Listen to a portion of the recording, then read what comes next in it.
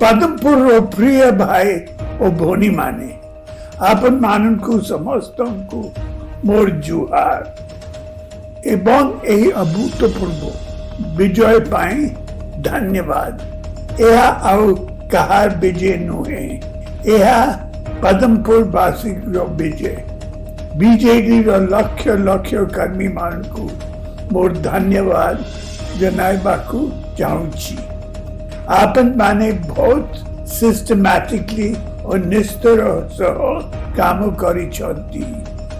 सरकार को भल योजना गुडी को लोकों के पाखरे रखिछंती और ऑपोजिशन पार्टी रो सब मिछ कथा को लोकों को सम्मुखरे रखिछंती। किछि लोक मते पछारुछंती आपण पंचायत इलेक्शन रे जाई नथिले, विभिन्न बाय इलेक्शन रे भी जाई नथिले।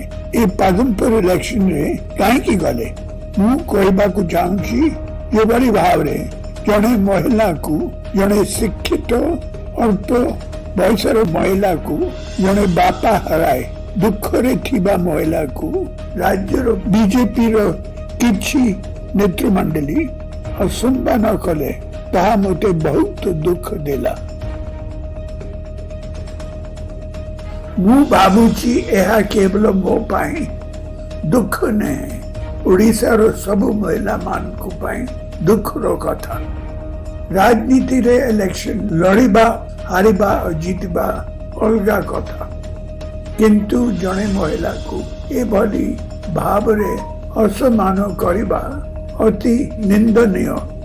सेठिपाई मु निष्पत्ति नेली।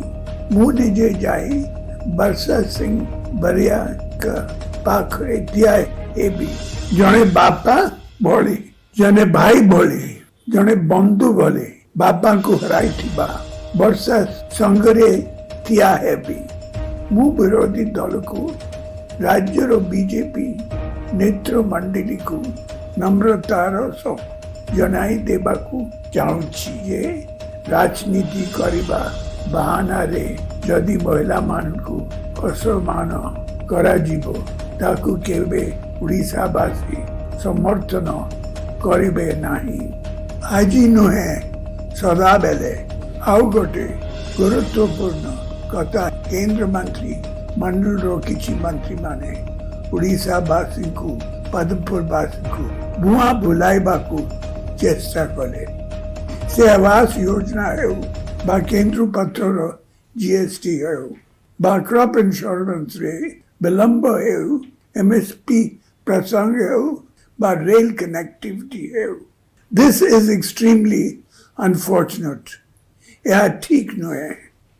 आपण केंद्र रे अछंती, आमे राज्य रे अछु मिसी करे लोकों को मंगल पाई काम करिबा, उड़ीसा रो उन्नति पाई काम करिबा।